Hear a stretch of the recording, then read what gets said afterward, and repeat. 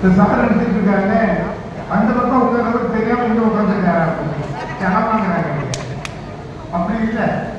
யார் அனுபவம் இருக்கோ இளமையை அனுபவிச்சு முடிச்சுட்டு இப்பதான் பீரியட் வந்துட்டு இருக்கு. அப்ப ரெண்டுகளை அனுபவிக்கும் போது எது நல்லது தெரியுது? இளமைதான்.